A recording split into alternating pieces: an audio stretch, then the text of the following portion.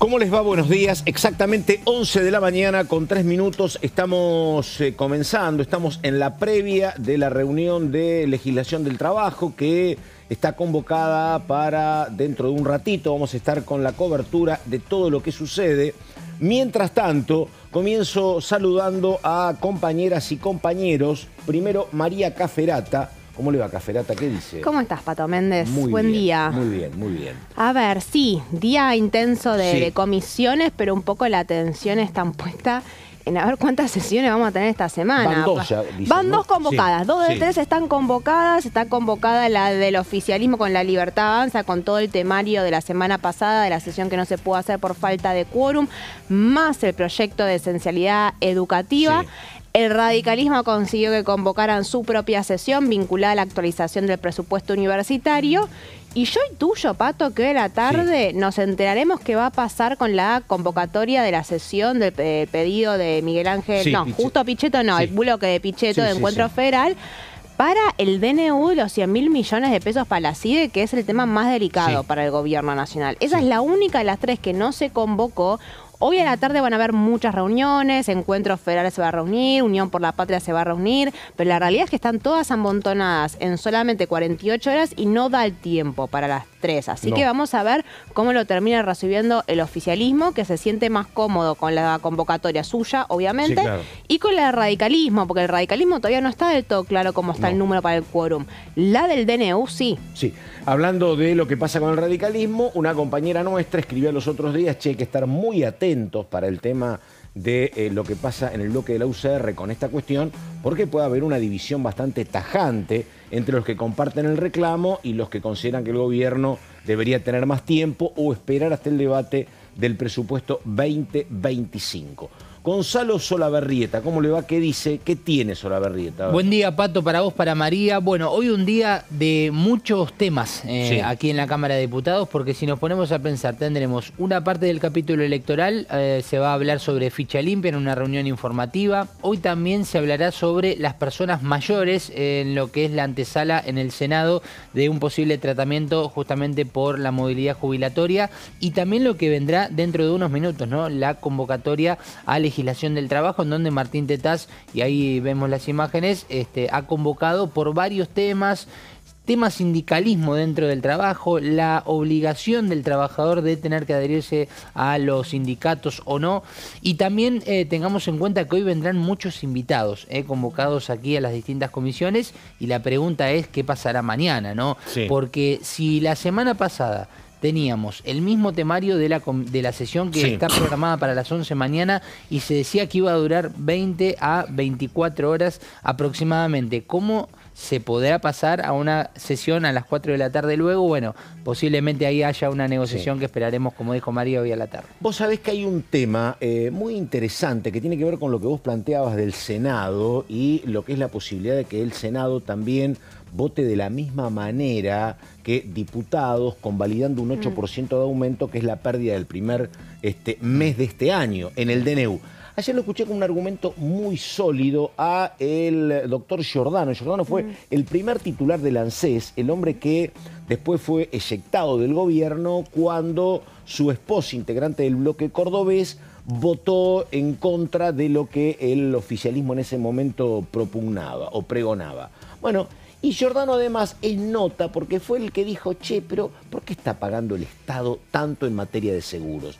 Fue el primer hilito que fue desenredando esta madeja que termina con Alberto Fernández, ahora con el teléfono incautado y toda la cuestión, repetimos, vinculada a los brokers y los contratos con empresas del Estado por seguros. El tema, dijo él algo conociendo mucho, no solo por haber pasado por el ANSES ahora, sino porque además es un especialista en temas previsionales en Córdoba desde hace 10 años.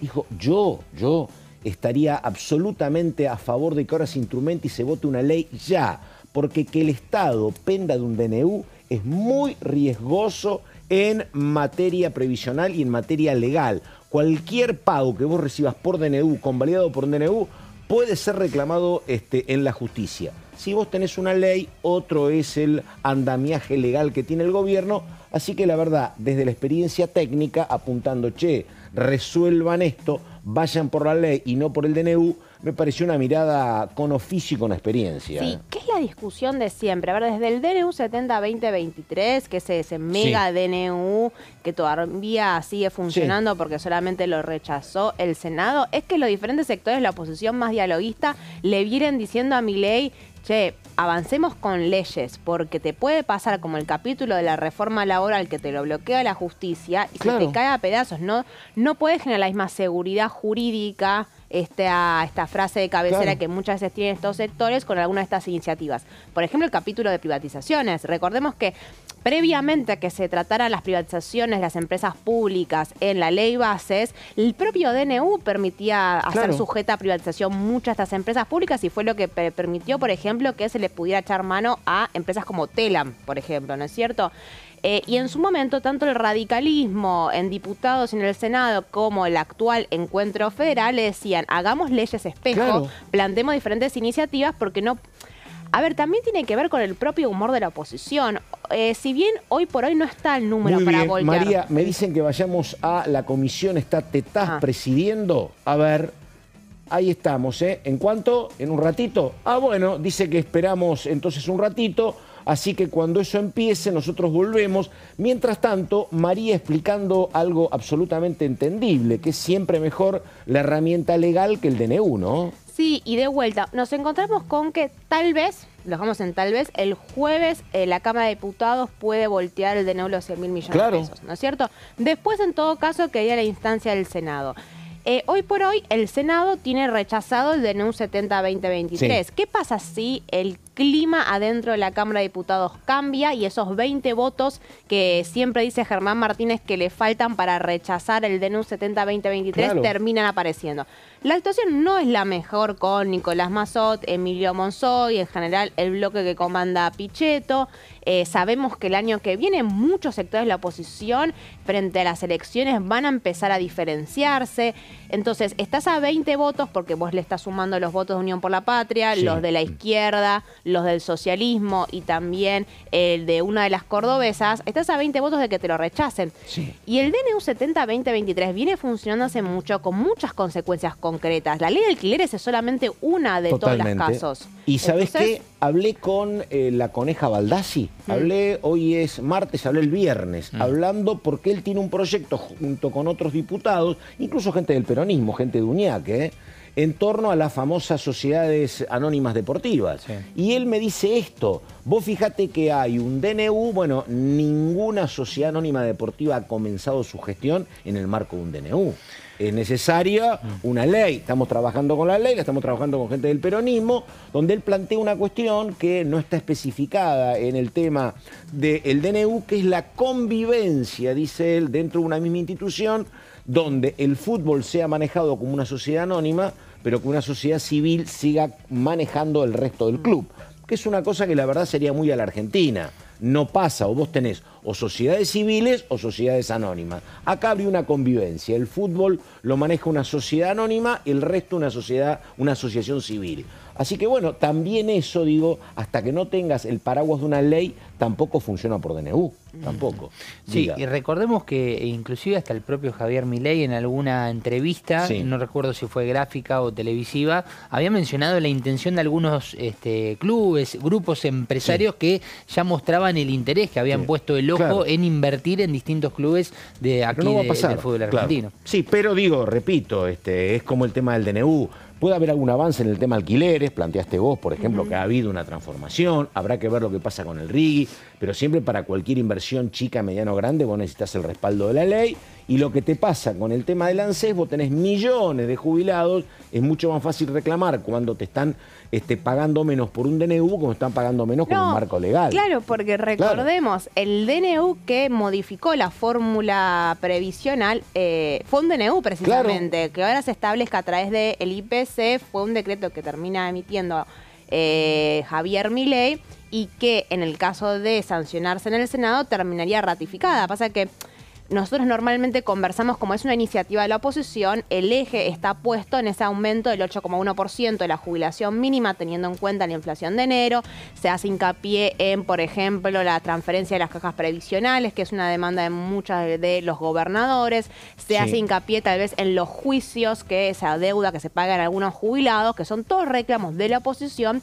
Pero el primer artículo que sostiene esa ley tiene que ver con ratificar que a partir de la sanción de la ley y la implementación, las jubilaciones, la actualización de las jubilaciones se hace a través del IPC. Entonces, efectivamente, consolidaría el decreto presidencial en ese sentido.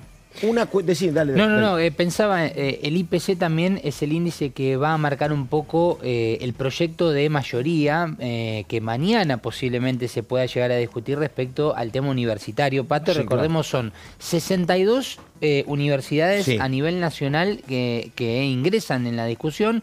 Recordemos que dentro de esos 7 u 8 artículos que tiene el dictamen de mayoría, hay uno que indica que el 50% va de igual manera para todas las universidades y el otro 50% iría destinado según la concurrencia de cada una de las universidades, y al mismo tiempo se pide una actualización desde el 1 de enero hasta el 31 de diciembre de este año, y la actualización debe ser bimestral. Eso por lo menos es lo que indica el dictamen de mayoría. Si es que mañana se llega a dar la unificación del tema que está pactado ya para una sesión a las 4 de la tarde, dentro de la sesión ya programada para las 11, o si se llegan a dar las dos, cosas que sinceramente por una cuestión de tiempos se ve complicado. Yo te digo, viendo lo que pasa con el gobierno, que el gobierno tiene como dos banderas que le funcionan en materia de consideración pública. Una es tratar de ir bajando la inflación. El gobierno está como muy ansioso, como todos, mirando cuál va a ser el índice de julio que se va a conocer mañana. El gobierno espera un índice bajo, bastante más bajo que el que se registró en la ciudad de Buenos Aires. El gobierno pretende que el dólar esté en calma y que la inflación baje, y la famosa cuestión del equilibrio fiscal o el superávit fiscal.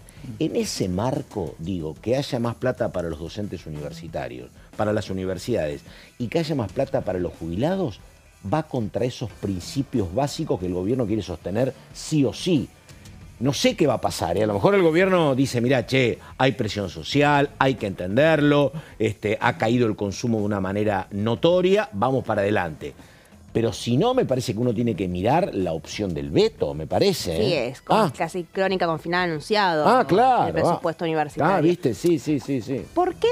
Un poco de historia. Esta sesión que convoca el radicalismo, ya la había convocado el radicalismo hace más de un mes y termina siendo bajada por el propio radicalismo, lo que le generó de cara a la opinión pública una recriminación muy fuerte, ¿no? Entonces el radicalismo un poco tenía que pasar, salir a la cancha para volver a agarrar esa bandera en un contexto en el cual está quedando bastante desdibujado. Entonces había que pedir esa convocatoria. Pero uno sabe, también por lo que te dicen los propios dirigentes radicales, es que muchos de los gobernadores, al menos de la Unión Cívica Radical, han estado conversando directamente con Guillermo Franco, con Casa Rosada en general, para arreglar las transferencias por su cuenta, ¿no? Sabemos que hay muchas transferencias discrecionales que se están llevando a cabo, y en materia universitaria se había estado, educativa y en general obra pública, se había estado resolviendo muchas veces con contactos directos. Lo que hasta ahora te venían diciendo en La Libertad Avanza es, lo estamos resolviendo, y a partir de ahora todo lo que se discuta en términos de presupuesto se va al debate en general del presupuesto 2025. Sí, totalmente. No tiene sentido que por 5 meses tengamos que resolverlo. Claro. Es como el transporte, lo mismo. Es exactamente lo mismo. Entonces, no pareciera ser que tenga muchas posibilidades una iniciativa de este estilo que no discrimina entre universidades, no discrimina entre colores partidarios. También es cierto, hay que después que se traten en el Senado, hay que ver cómo avanza y cuáles son las estrategias dilatorias, en todo caso, del propio gobierno nacional. Bueno, un tema ahora con la Comisión de Legislación del Trabajo que empieza ahora, se empieza a discutir todo lo que tiene que ver con una posibilidad de reforma, donde hay un montón de cuestiones. ¿Se acuerdan aquellos proyectos en su momento que impulsaba Yasky, que era el proyecto de trabajar menos horas? Que era como raro, pero bueno, yo siempre planteaba en ese caso que había como un divorcio entre el trabajo informal, donde cada vez trabajás más horas, trabajadores de aplicaciones, y otros trabajos formales donde se apuntaba a trabajar menos, ¿no? Pero bueno, nada, era parte. Y el otro dato, un dato que la verdad puede ser que haya pasado en algún momento, pero este lugar de titular de la Comisión de Trabajo era históricamente para representantes gremiales vinculados al peronismo. Desde el 83, 84, con Alfonsín en algún momento hubo algún radical, pero si no eran lugares históricos para hombres y mujeres del peronismo. Bueno, ahora está Martín Tetaz, economista de profesión.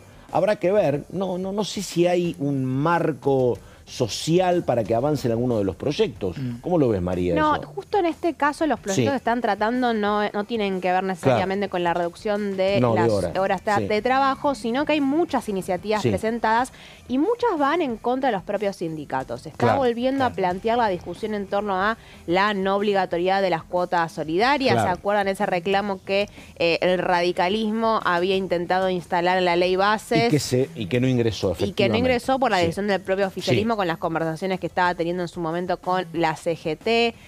Son en esa sintonía, tienen que ver muchas veces con regular los mandatos de los secretarios generales, cada cuánto tiempo se tienen que llevar a cabo las elecciones internas en los sindicatos. Van en línea a regular un poco la organización gremial, avanzando directamente contra los intereses de los propios sindicatos. Entonces, es un tema delicado, con muchos proyectos de diferentes sectores de la oposición, no es solamente el oficialismo, así que son las primeras conversaciones. Hay un debate muy interesante en eso, que la verdad yo no sé cómo se saldaría, que es que el radicalismo plantea que no sea obligatoria la contribución con tu salario del trabajador al gremio, ¿no? Ahora, ¿qué es lo que te dicen los referentes gremiales? Bueno, es parte de lo que nosotros hacemos para estar negociando permanentemente paritarias. Imagínate que vos y yo no contribuyo más. Ahora, cuando tenés un logro paritario, ¿qué haces? Vos que no contribuís. Que no la aceptás. Exactamente. Después está la otra cuestión, que la verdad, la paritaria uno la podría entender como una hija de la inflación, ¿no? Pero bueno, me dicen que están llamando en la comisión. Ahí Según está Martín Tetaz. Tenemos el quórum que necesitamos, así que podemos arrancar. Le voy a dar la palabra a al diputado Sergio Palazzo, para hacer una propuesta de un cargo, de un ordenamiento de una secretaría vacante. Gracias, presidente. En función que la reunión anterior no pudo estar presente el compañero José Gómez y había renunciado a la comisión para integrarla a otro compañero y se ha restituido, queremos mocionarlo nuevamente para que asuma la secretaría de la comisión. Bueno, si hay asentimiento, perfecto, entonces, incorporado Gómez. ¿Está bien? ¿Tomamos nota? ¿Listo? Bueno, muy bien. Teníamos 26, 28, sí.